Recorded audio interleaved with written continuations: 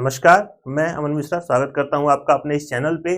जैसा कि डेली शाम को हम पीआईबी से जो भी प्रेस ली जाती है, उसमें से कुछ इंपॉर्टेंट न्यूज़ को निकाल के पढ़ते हैं और उसे समझने की कोशिश करते हैं। तो आज के डेट में हम देखते हैं कि 6 जनवरी 2024 को सभी मंत्रालय को मिला के लगभग 15 प्रेस विज्ञप्तियां आज दी गई हैं, जिसमें से सबसे ज़्यादा जो मुझे महत्वपूर्ण लगा, वो ये उपभोक्ता कार्यालय के द्वारा आया विज्ञप्ति है, जिसे हमें पढ़ना, समझना और देखना चाहिए। तो आइए हम देखते हैं कि क्या है इस विज्ञप्ति में पूरी बात।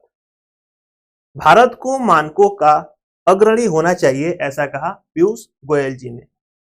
केंद्रीय उपभोक्ता मामले, खाद्य एवं सार्वजनिक वितरण, वस्त्र और वाणिज्य एवं उद्योग मंत्री श्री पीयूष गोयल ने आज यहां भारतीय मानक ब्यूरो के 77वें स्थापना दिवस के दौरान अध्यक्षीय भाषण देते हुए कहा कि भारत को मानकों के मामले में अग्रणी होना चाहिए।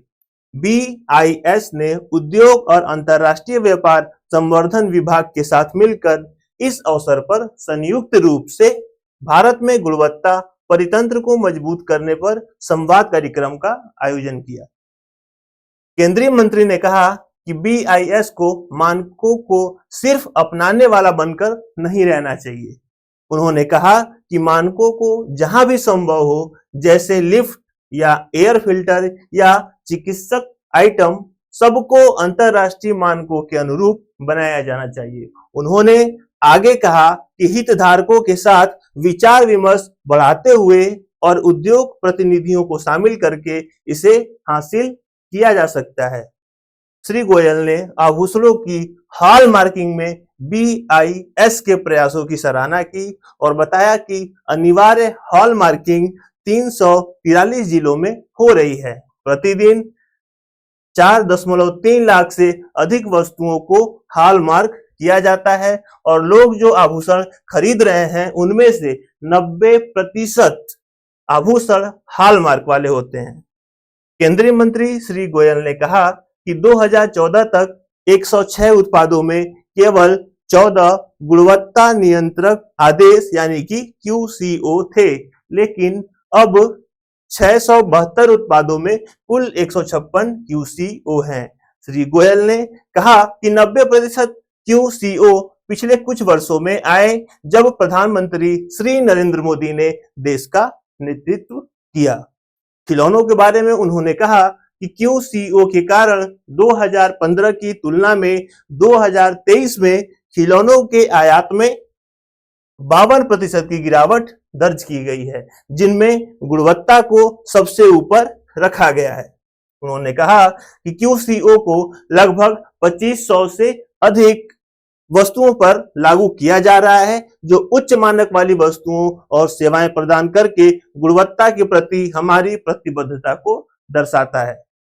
केंद्रीय मंत्री ने कहा कि 9 साल पहले प्रधानमंत्री ने जीरो डिफेक्ट जीरो इफेक्ट का विजन दिया था, जिसका मतलब है भारत को उच्च गुणवत्ता वाले उत्पाद बनाने चाहिए, जो टिकाऊ हो, पर्यावरण के अनुकूल हो और जलवायु पर बुरा असर न डालते हो। श्री गोयल ने कहा कि प्रधानमंत्री के विजन को अपनाया जा रहा है और इसके परिणाम स्वरूप उपभोक्ता गुणवत्ता के प्रति जागरूक हो गए हैं।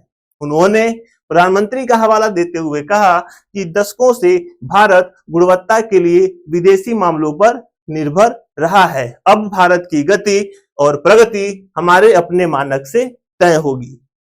श्री गोयल ने कहा कि गुणवत्ता ही राजा है, लेकिन बेहतर गुणवत्ता शायद सम्राट है। उन्होंने कहा कि गुणवत्ता की वजह से लागत से अधिक फायदा है, जिसमें उद्योग और उपभोक्ताओं दोनों को फायदा होता है। उन्होंने कहा कि गुणवत्ता सामान्य कारक है और यह जरूरी भी है। उनकी राय में बेहतर गुणवत्ता पर कोई समझौता नहीं किया जा सकता और बीआईएस के जागरूकता बढ़ाने से उपभोक्ता, उद्योग, निर्यातक और आयातक सभी इससे लाभ समझते हैं। केंद्रीय मंत्री ने युवा पीढ़ी से गुणवत्ता और विकसित भारत के युवा राजदूत बनने की अपील की। उन्होंने कहा कि युवा ई लर्निंग को बढ़ावा दे सकते हैं और कॉलेजों तथा विश्वविद्यालयों में परख पहल को आगे बढ़ा सकते हैं। श्री गोयल ने बताया कि गुणवत्ता के क्षेत्र में पाई गई कमी का अध्ययन करने के बाद बीआईएस और उद्योग की सुविधा के लिए अत्याधुनिक प्रयोगशालाओं का व्यापक नेटवर्क स्थापित किया गया है। उन्होंने कहा कि बीआईएस ने हाल ही में कपास परीक्षण के लिए 21 प्रयोगशालाएं स्थापित करने के लिए 40 करोड़ रुपए का निवेश करने पर सहमति व्यक्त की है।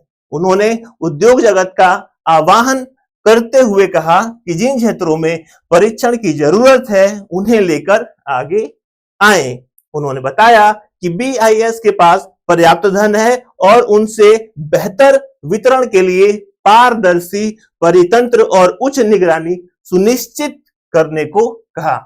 इस अवसर पर उपभोक्ता मामले, खाद्य, सार्वजनिक वितरण, पर्यावरण, वन और जलवायु परिवर्तन राज्य मंत्री श्री अश्विन कुमार चौबे, डीपीआईआईटी के सचिव राजेश कुमार सिंह, बीआईएस के महानिदेशक श्री प्रमोद कुमार तिवारी और अन्य लोग भी उपस्थित रहे।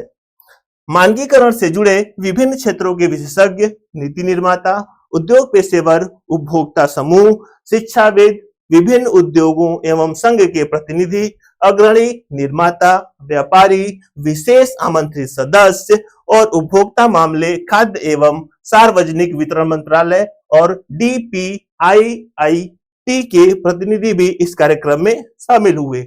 उद्घाटन सत्र के बाद तकनीकी सत्र हुई। जैसा कि आप स्क्रीन पे देख पा रहे हैं, ये तमाम फोटोग्राफ्स जो हैं आज के डेट के हैं। तो आज की जो पीबीआई रिलीज, पीबीआई की तरफ से जो भी प्रेस विज्ञप्तियां थी उनमें ये मुझे महत्वपूर्ण लगा, जिसका चर्चा मैंने किया। जल्दी ही हम अपने अगले वीडियो में मिलेंगे, तब तक के लिए धन्यवाद।